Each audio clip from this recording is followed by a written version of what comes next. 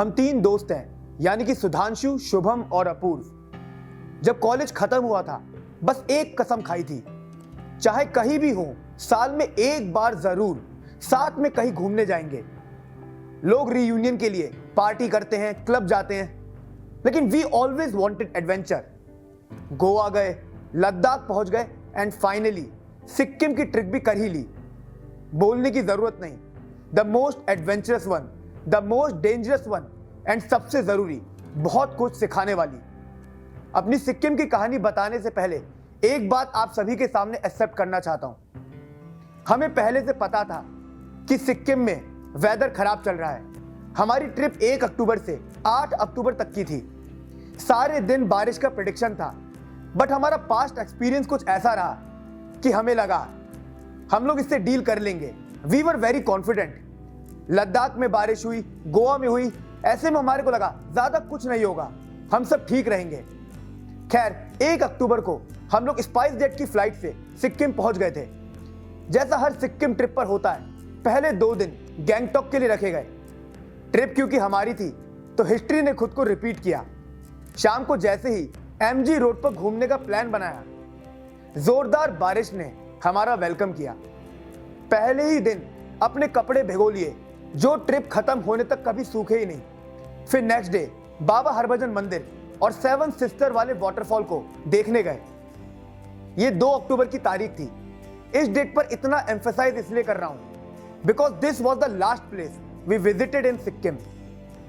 3 सितंबर को लाचेन के लिए निकल लिए थे। 7 घंटे के करीब की जर्नी थी। लगातार बारिश होती रही। हम भी मस्त गाड़ी में ब्लूटूथ कनेक्ट कर गाने सुनते रहे। अराउंड 7:30 इन इवनिंग हम लाचेन पहुंच गए। अगले दिन 2 जगह जाना था, एक काला पत्थर और दूसरा गुरु डोंगबर लेक। एक्साइटेड बहुत ज्यादा थे। ड्राइवर ने कहा था, भैया तगड़ी बारिश हुई है, पक्का आपको ऊपर स्नोफॉल मिलेगी। लेकिन हम लोगों की किस्मत इतनी शानदार रही, हम लोग एक जगह नहीं जा पाए। उसी रात 4 घंटे बाद करीब 11:30 बजे बहुत तेजी से पलंग हिला। अपूर्व तो सो रहा था, मैं और शुभम बातें कर रहे थे। मैंने उसे बोला भी, भाई लगता है भूकंप आया है। उसने मेरी बात का मजाक में उड़ा दिया।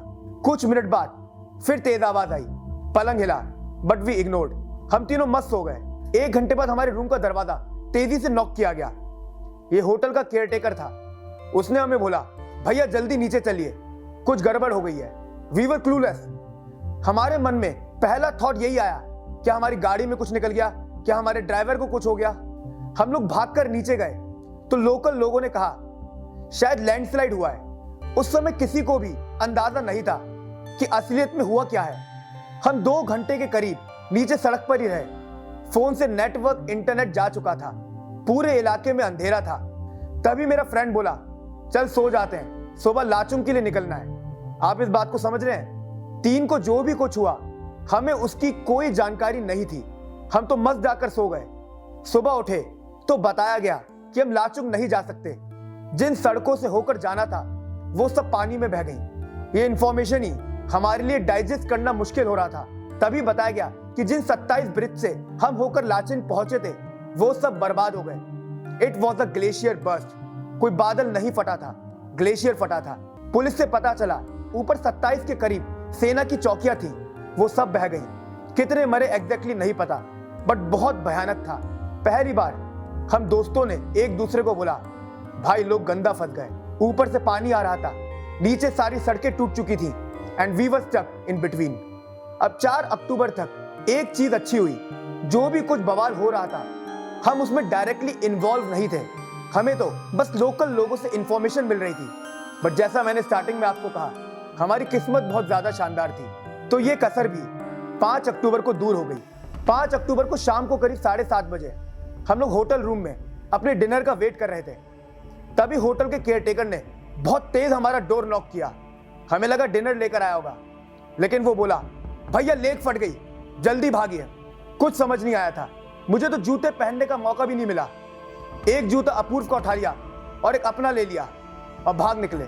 शुभम ने हड़बड़ी में 2 जैकेट उठा ली। नंगे पैर बारिश के बीच हम लोग भागते रहे। कुछ समझ नहीं आ रहा था। बहुत पैनिक वाली सिचुएशन बन चुकी थी। एक लाचेन की लोकल लेडी थी। उन्होंने कहा कि ऊपर पहाड़ों पर उनका कोई 400-500 साल पुराना लकड़ी का घर है। जब 2011 में सिक्किम में भूकंप आया था, सब कुछ तबाह हो गया था, बस एक वो घर ही बच गया। हम सब ऊपर की ओर भागे, काफी किलोमीटर तक चलते रहे, कुछ नहीं पता था कि कहाँ जा रहे थे, बस भागते रहे। 15-20 मिनट बाद लकड़ी का एक घर दिखा, बोला गया कि पूरी रात यहीं पर रुकेंगे। मैं ना कोशिश करता हूं आपको इस सिनेरियो समझाने की।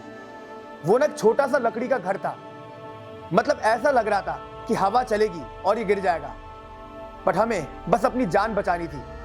डिसाइड ये किया गया कि जितनी भी लेडीज थी उनको अंदर रूम में शिफ्ट करेंगे और हम सभी बाहर खड़े रहेंगे। वो मंजर आज भी अंदर तक डरा जाता है। पानी की बहुत तेज आवाज आ रही थी, सब कह रहे थे पानी कभी भी यहां पर आ सकता है। हर कोई प्रेयर करने लगा था। मैं बस जय वीर हनुमान बोलता रहा। मैं अपनी लाइफ का ऐसा एंड कभी नहीं चाहता था। डर बहुत लग रहा था, ठंड बढ़ती जा रही थी। हम तीनों ही दोस्तों ने मोजे भी नहीं पहन रखे थे, काफी कपकपी छूट रही थी। उस डर में पूरे 10 घंटे बीत गए और सुबह हो गई। उस समय होटल का ओनर हमसे बोला, भैया वापस चलते हैं, देखा जाएगा जो भी होगा। हम सब एक डर और सस्पेंस के बीच वापस चले गए। उस दिन के बाद से मैंने और मेरे दोस्तों ने अपने पैरों से जूते कभी नहीं उतारे। सोते वक्त भी जीन्स पहने रहते थे, पर्स जीन्स में होता था और एक जरूरी चीजों वाला बैग हमेशा साथ रखा। हम एक्शन मोड में थे, कभी भी भागने को कहते हम पूरी तरह रेडी थे। मुझे पर्सनली रात में काफी डर लगने लगा था। लाइट होती नहीं थी। होटल वाले ने एक छोटी सी मोमबत्ती दे रखी थी, उसी से गुजारा चल रहा था। एक दिन उस डर में बीत भी गया, लेकिन फिर अगले दिन हमारा ड्राइवर आया और उसने पैदल ही निकलने की बात कर दी। उस समय लाचेन में हम जैसे कई टूरिस्ट तो फंसे ही थे, कई सारे ड्राइवर भी थे। उन सभी ड्राइवर्स ने डिसाइड किया कि वो पैदल ही निकल जाएंगे। हमारे ड्राइवर ने तो ये कह दिया, भैया आप लोगों का तो आर्मी रेस्क्यू कर लेगी, हमें कौन बचाएगा। हम भी कुछ नहीं बोल पाए और ऐसे करके हमारा ड्राइवर हमसे अलग हो गया। उस दिन के बाद से हमारी एक अलग जंग शुरू हो गई। खुद को बचाना तो था ही, उससे ज्यादा जरूरी यह था कि परिवार वालों को बता सकें कि हम जिंदा हैं। लोकल लोगों ने ही एक दिन बताया कि आर्मी वाले सैटेलाइट फोन करवा रहे हैं। वो जगह हमारे होटल से बहुत दूर थी। शुभम और मैं पैदल गए और 35-40 मिनट तक चलते रहे, तब जाकर चाटेन के आर्मी पॉइंट पर पहुंचे। आपको विश्वास नहीं होगा वो लाइन कितनी लंबी थी। हम लोग 7 घंटे तक खड़े रहे। बीच बीच में सैटेलाइट फोन के सिग्नल टूटते थे। हमें लगा आज बारी आएगी भी या नहीं, लेकिन मैंने उस दिन अपने पापा को फोन मिला लिया। 15 सेकंड की बात हुई और मैसेज चला गया, मैं जिंदा हूं। अब जिंदा हूं, परिवार को बता तो दिया, लेकिन असल में जिंदा रहने के लिए खाने की जरूरत थी। हम लोग ना मोमो मैगी खाकर पक चुके थे। वहां लाचेन में सब कुछ डबल ट्रिपल रेट पर मिलता था। एक चाय 30 रुपए की, एक चिप्स 50 रुपए का।